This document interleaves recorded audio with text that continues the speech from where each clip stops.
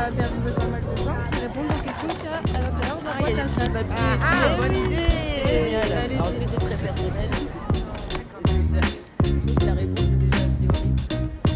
Ah non, est-ce que tu as déjà entendu parler de la charge mentale? Ah bah, je lui en parlais tout à l'heure. C'est en fait un poids que les femmes ont malheureusement et que les hommes n'ont pas. Par exemple, avec ma mère, je le vois, que c'est vraiment quelque chose qui prend énormément d'importance dans sa vie et ça l'empêche un peu de sortir, de profiter un peu. Comment on éduque nos enfants, que ce soit par les mères ou les pères en fait. Il y a des schémas qui se reproduisent que je pense qu'il faut abolir. En fait, les femmes, elles perdent un peu de leur identité de femme, restreintes à leur rôle de mère ou de femme au foyer et du coup, ouais, c'est un truc vraiment bien pété. Que pensez-vous de la pilosité féminine? Oh, bah très bonne question. C'est naturel, hein?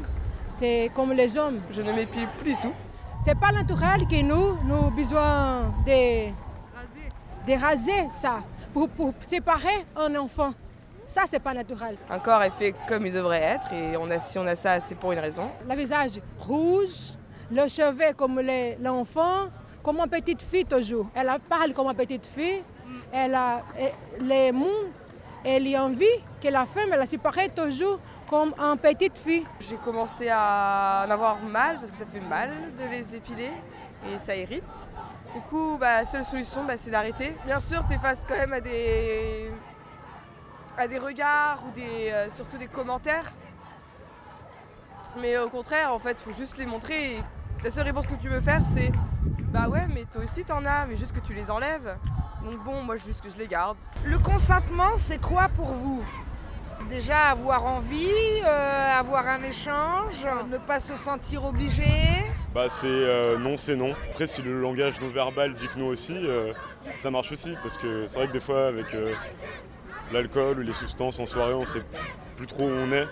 On peut se souvenir par exemple de l'extrait sur le viol conjugal dans TPMP où ils ont émission de merde où ils ont clairement dit que le viol conjugal c'était normal. Ouais, voilà, des gens charmants. Tout va bien. Quand même le consentement, si t'es pas trop con, tu sais quand il y a consentement ou pas. Il y a beaucoup de mecs qui pensent que forcément quand t'es en couple, forcément c'est bon, on a envie, alors qu'en fait parfois on n'a pas envie. C'est ça. Et c'est ça, Elle a le droit de dire non et dire que c'est pas le bon moment. C'est le bon sens, quoi. Tout simplement.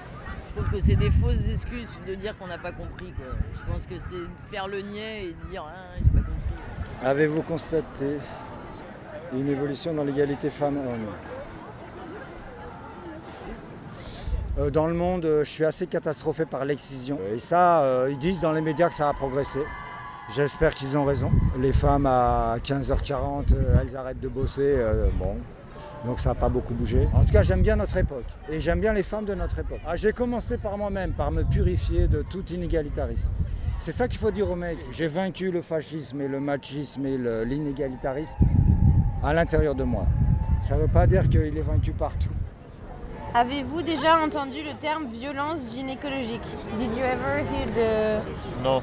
Je crois que j'avais vu une vidéo, il parlait d'espèces de trucs dégueulasses qui étaient le point du mari. Il coupe carrément ta schneck. Du coup, une fois que le bébé est né et que tout va bien, il faut recoudre. Couser un point de plus, qu'ils appelaient le point du mari, comme ça, genre c'était plus petit. Et comme ça, le mari prenait plus de plaisir. La naissance de leur enfant, c'était le pire jour de leur vie, qu'elles avaient été torturées. T'imagines, c'est horrible. C'est-à-dire que chaque fois que c'est l'anniversaire de ton gosse, et t'es là, et c'était le pire jour de ma vie. Je pensais que me demandais si je prenais du plaisir à faire, à avoir son toucher vaginal, quoi. Moi j'ai même pas su quoi répondre, j'étais tellement genre mais qu'est-ce qui vient de se passer, quoi. Un truc horrible, quoi. Mettez-vous sur la table, machin, et t'es là, mais c'est obligé. Moi je demande juste une prescription en fait. Si, je vais vous examiner. En fait j'avais l'impression d'avoir payé pour aller me faire tripoter par un vieux pervers. Non mais c'était dégueulasse, franchement c'était horrible. Genre, flore vaginale tout à fait parfaite. En plus j'étais là, mais putain, mais pourquoi j'ai fait ça, quoi. C'est déjà tellement gênant comme moment. T'es là, si en plus l'autre c'est un gros con, tu vas où avec ça, quoi? Que pensez-vous du congé paternité? Oh, paternity leave. Yeah.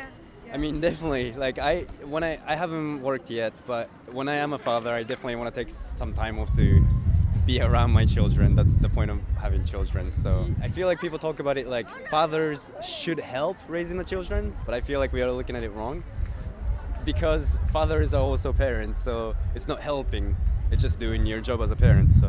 Bonsoir tout le monde. Que pensez-vous du coût des produits hygiéniques féminins? C'est hyper cher, ouais, c'est hyper... Tampax, c'est encore plus cher les serviettes. L'hygiène, c'est fondamental, comme la douche, comme les Tampax. C'est plus dur d'être une femme SDF. Moi, je me débrouille. Encore aujourd'hui, je dors dans la rue. Je suis avec un chien militaire. Mais pour la femme, c'est sûr que c'est totalement différent. Dans la rue, c'est comme la guerre. Il faut donner plus pour les enfants et les femmes. Donc, priorité pour la femme, les droits pour les femmes, les human rights généralement, les droits à l'homme général pour ces personnes. Bon courage à les femmes.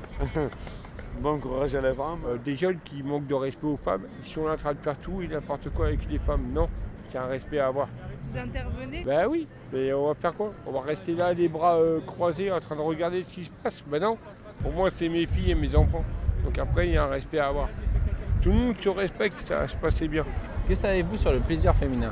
Ce que j'ai pu apprendre de mes expériences déjà. Tu peux pas savoir le plaisir féminin en disant ah ouais j'ai joui, c'est cool, elle a dû kiffer, tu vois. Il y a un cliché aussi sur ça, on dit que la femme elle met plus de temps à jouir qu'un homme, alors qu'en fait elle peut jouir en 30 secondes, c'est juste que lui il sait pas s'y faire, c'est tout. C'est hyper compliqué comme sujet parce que à l'école, moi je me souviens en SVT, t'apprenais tu sais la reproduction des mammifères, le coup du pénis, du sperme et tout, du machin, de comment tu... Et t'avais jamais le clitoris, mais genre on en a jamais parlé, c'était jamais sur les trucs. Ils t'expliquaient genre tes ovaires, machin, nanana, ils descendent et tout, genre voilà, c'est ton cycle. Mais alors le clito mon gars, mais... Comment tu veux savoir ça quand t'as 15 ans? Je pense une pote sur deux qui, il y a quelques années, genre me disait mais j'ai jamais eu d'orgasme. Jamais quoi. T'as jamais eu d'orgasme à 20 ans.